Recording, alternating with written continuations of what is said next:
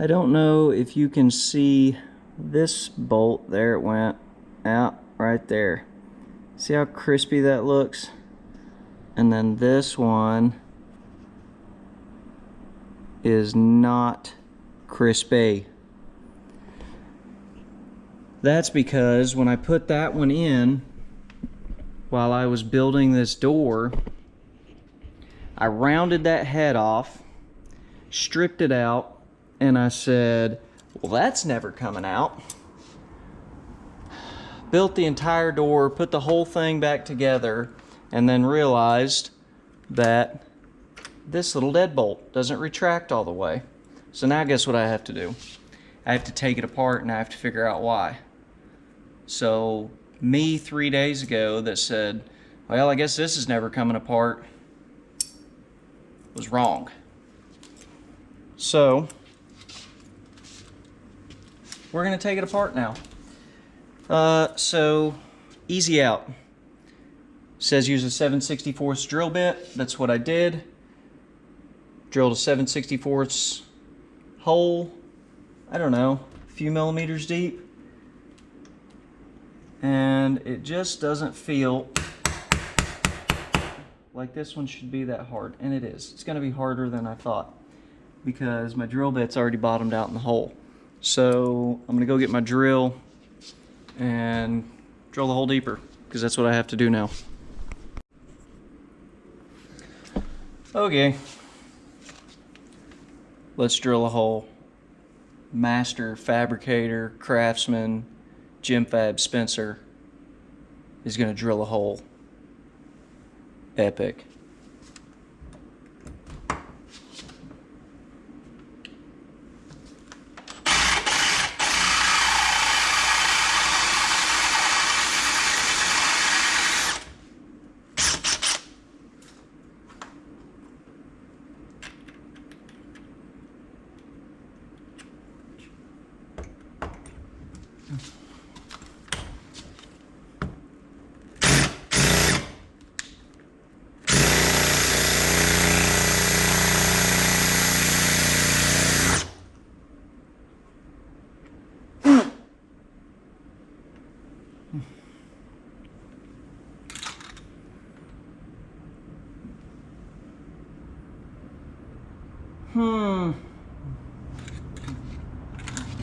Well, now we've just multiplied our problem.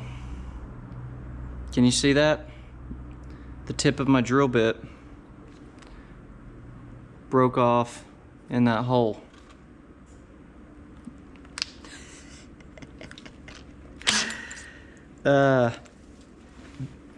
You think you're good. You think you know what you're doing sometimes, and then a cheap Chinese bolt screw, cheap Chinese screw on an Amazon RV screw from Amazon breaks your drill bit. Rounds the head off. You can't get it out, and then it breaks the drill bit. So, we'll see where we go from here. I don't know, but I'll figure it out. Okay. I did what I probably should have done in the beginning. I got an old little flathead here, ground it down to the right width, sharpened it up a little bit so maybe it'll punch in there and bite. And that's what we're gonna do. We're gonna hammer the flathead into there. See if it'll come out like that. Find your home, buddy. Find your home, buddy.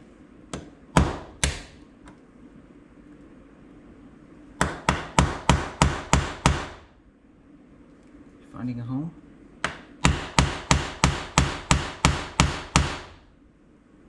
He's found some kind of home.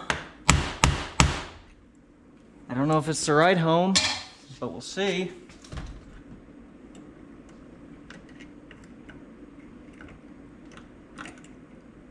Delicate. Ah! Yeah. Money. All right.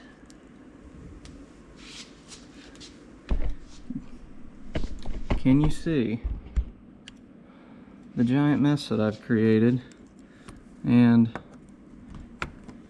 now it is spinning. Now if I wasn't lazy, I'd go get a handle for this. I'm gonna go get a handle for this. I'll be right back.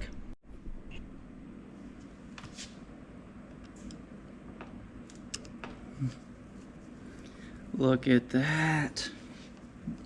That's what I should have done in the first place, and then this whole job would have taken, I don't know, 5 minutes instead of 100.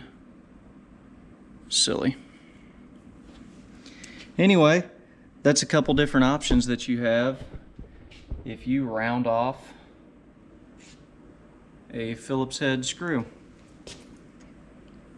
You can drill it in hopes of using an easy out, and then you can break your drill bit off in there and be mad at yourself, and then do what you should have done in the first place and hammer a flathead in there. But really you can do a lot of stuff. You could, if it was super rounded out, you could take a Dremel tool and cut a flathead into it. You can, a lot of people hammer a Torx bit in there.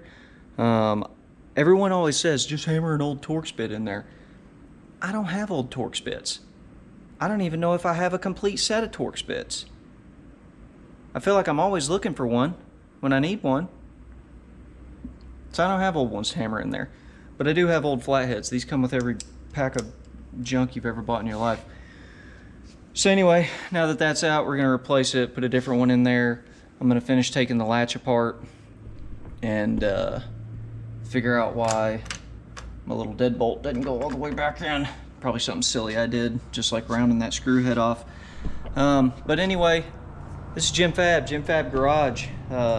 Everyone says like and subscribe at the end of these things. Definitely don't subscribe. That would be crazy. I made one silly video about extracting a screw. Don't like. You could like, don't subscribe. That's silly. But keep an eye out. Keep an eye out for my stuff. I'm just getting my feet wet here, but I do lots of cool stuff. I love working on motorcycles. I'm a metal fabricator. I build rock crawlers, work on tractors. I like machining, and I do it all right here in my little home shop. My favorite 1,200 square feet in the entire planet. Jim Fab Garage. See ya.